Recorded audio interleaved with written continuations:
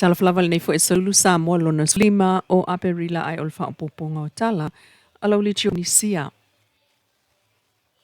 O le whaiunga se la wiva se fulu valu i tu lau o le whaamsinonga whaatatau i le tala Sam, po Samuelu le au. Le Sam's story. Lea whaatoa whaamatu umai lona whaamaumaunga tustusia. O le mta upulea na amatavala au le aso luas fulu ono me lua o lua lima. Ai whaia fola sa ngā lo ia le masino novema lua sulfa. Ai whaato ato lau mai le whai unga le fionga le whaamsino tala sa ato sa anga. I le aso lua fitu o mati lua o lua ono. Ai o lona kopi tusia. Lea e se la wiva sful valu i tu lau whaato a whaasau i tua. I le lima aso taluai lona sful lima o aperila.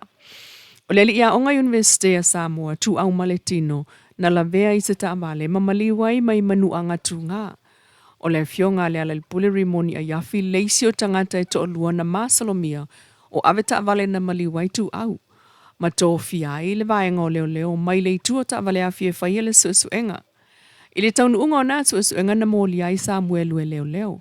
Se fulu ono mōli anga o le whaia o mōli mau fatu. Se fulu ono mōli anga o le whaia o tala tau whaasese i leo. Lua sulfito mōli anga o le whaia o tala wha luma. Se fulu lua o nā mōlianga nā ngia i lunga o lana video ma le interview. Se fulu ono mōlianga o le wha soesa i lunga o so ta inga tele vave.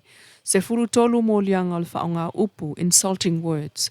Lua mōlianga o le tamuwhaia wha lave ili sa ilinga o le amio tonu.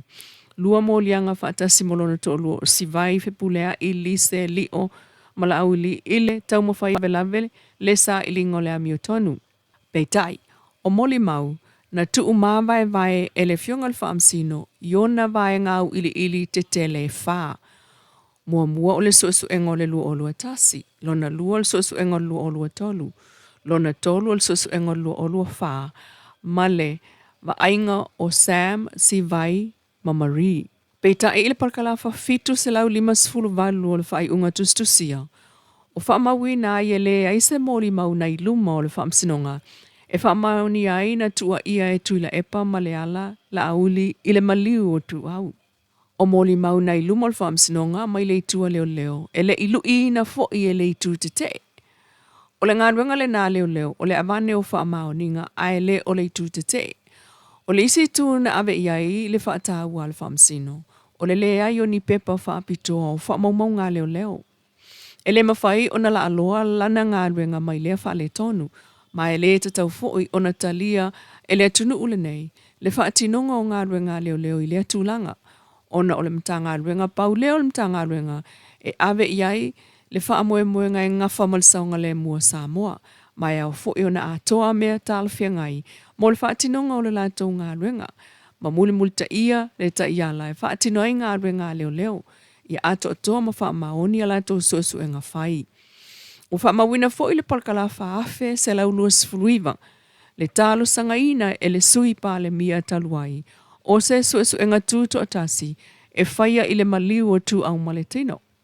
E talitonu le whaamsino le fionga talasa o le whainga tala whengai lea e iloa ai le tangata na maliu ai tu au maletino ma lesi o tua inga o le tau pulepulenga e whaau o le maliu.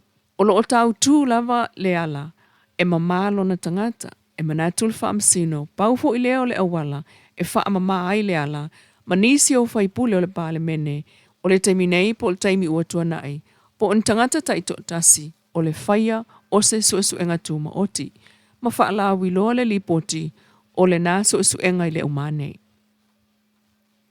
Inisi o tala leo whaatonua i le komsina o le taimi nei, al mtanga rengo leo, a whamsanga Samuel o a whamsanga le pulenga, mo le whaamawina aloa i ol toi fo i atua li o whaatamalama awawa i le ngā luenga. Ai o le tanga i ai fo i le tū tau i lona totongi malana tōninga. E le o tau mate le toi totongi umane o taimi na whaamalolo ai leo.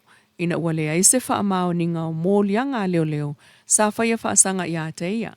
Peita i e ono maasina leo o lo ta ua i le pepa, a le komesina, e ngā lue ai li o i lalo le wawaainga mai ua tōwhia fo e avea ma leo asiasi. I le umane o lana toe whaamasani moa so e tolu a matai talumai ana nafia o atu lenso sfuluono. Mai ua tō fia ngā lue le Cybercrime Unit po le vaenga so e whaapitoa i soli tu la fono e whaia i lunga o sota inga tele mamawe. Ai wha moe lava fo'i I lana ngā lue I tu tonu o le ono masina.